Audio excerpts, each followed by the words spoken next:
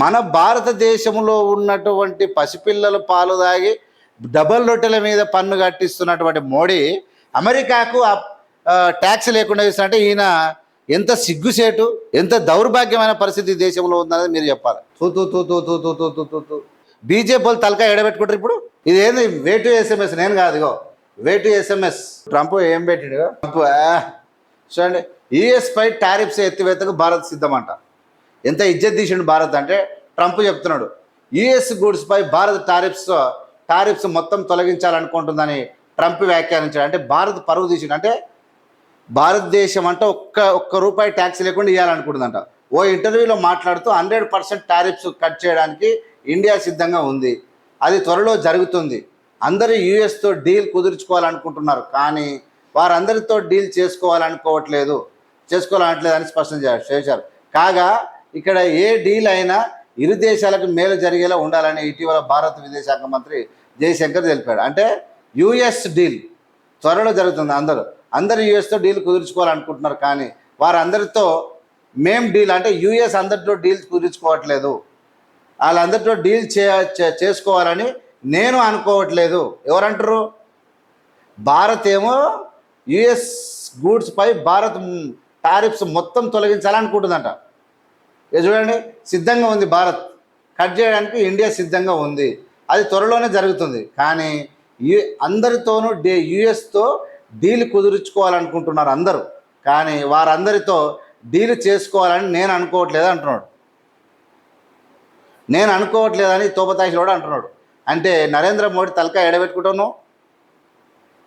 నువ్వు. అంటే 0% టారిఫ్స్ భారత్ వేస్తుందని భారత్ భయపడి మేము ట్యాక్స్ లేదు, ఏం లేదు, ఫ్రీ తీసుకో అంటున్నాం. కానీ మన భారత్లో ఉన్నటువంటి పిల్లలు పాలు తాగితే ట్యాక్స్, బువ్వ తింటే ట్యాక్స్, పెన్ను కొంటే ట్యాక్స్, పెన్సిల్ కొంటే ట్యాక్స్, బుక్స్లు కొంటే ట్యాక్స్.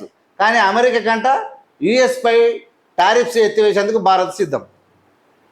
ఇంత సిగ్గుతప్పినటువంటి పాలన మనకెందుకు? మన భారత్ యుఎస్ 0 ట్యాక్స్ ఉంటే యుఎస్తో డీల్ కుదుర్చుకోవాలనుకుంటే, కానీ వారందరితో డీల్ కుదుర్చుకోవాలని నేను అనుకోవట్లేదని చెప్పి ఈ దుర్మార్గుడు చెప్తా ఉన్నాడు. ఎవడు? ఈ తోపతాశిలోడు. మనకు సిగ్గుండాలిగా. The same to our country. పిల్లలు, the children who are essentially the children needed milk feeding needed, but in Indian children have to take milk, they should pay tariff. We should pay tariff on them. If you want to buy pencil, if you want to buy books, if you want to buy bread, if you want to buy any other things about the children, about the medicine, we should pay tariffs on them to India. But India is going to stop the tariffs on US. Ante మన భారతదేశంలో ఉన్నటువంటి పసిపిల్లలు పాలు తాగి double రొట్టెల మీద పన్ను కట్టిస్తున్నటువంటి మోడీ అమెరికాకు ట్యాక్స్ లేకుండా ఇస్తారంటే ఈయన ఎంత సిగ్గుసేటు, ఎంత దౌర్భాగ్యమైన పరిస్థితి దేశంలో ఉందనేది మీరు చెప్పాలి.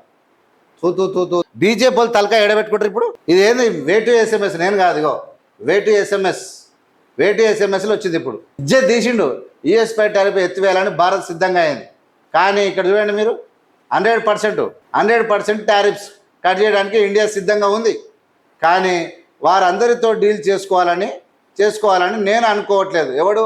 వీడు అనుకోవట్లేదు. ఇజ్జత్ వాయ్, పరువు వాయ్, మానం వాయ్.